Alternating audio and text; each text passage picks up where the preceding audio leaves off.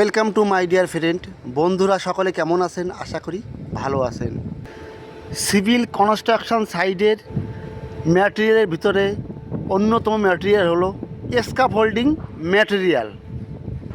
Scaffolding material সাধারণত তিন রকমের হয়।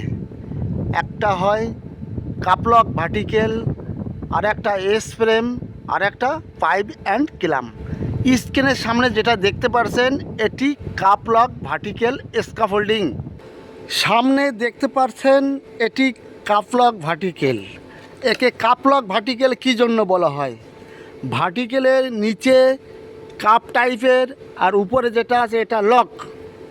এটা দেখিয়ে দিচ্ছি, নিচে কাপ, উপরে এটা লক করার সিস্টেম আছে।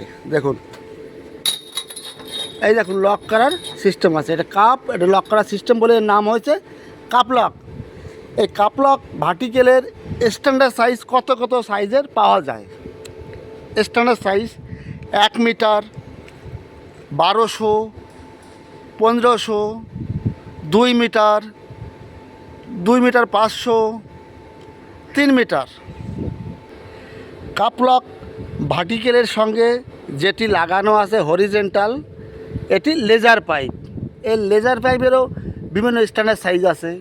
500 থেকে শুরু, 500 আছে, 750 আছে, 1 মিটার, 1200, 1500, বিভিন্ন সাইজের আছে। সবচেয়ে গুরুত্বপূর্ণ বিষয় হলো একটি ভার্টিক্যাল কতটা লোড নিতে পারে। ইম্পর্টেন্ট। একটা কাপলক ভার্টিক্যাল কোম্পানি থেকে বেরোনোর পরে, একদম নিউ প্রোডাক্ট বেরোনোর পরে, চারিপাশে যদি এই রকম লেজার পাইপ লাগানো থাকে প্রত্যেকটায়, তাহলে 4 টন পর্যন্ত লোড নিতে পারে।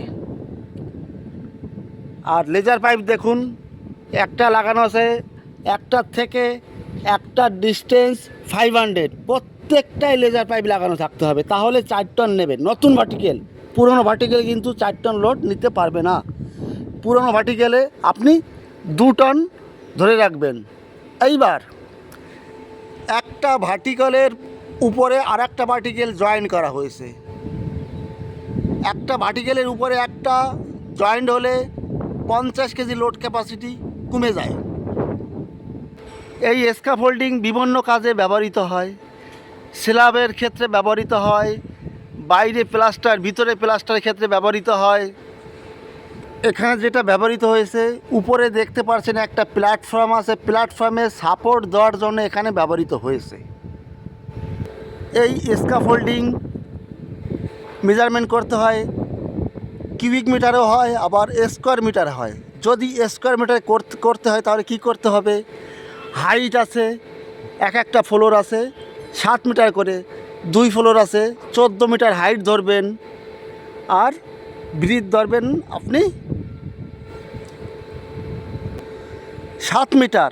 7 ইন্টু 14 গুণ করলে কত স্কোয়ার মিটার বেরিয়ে যাচ্ছে।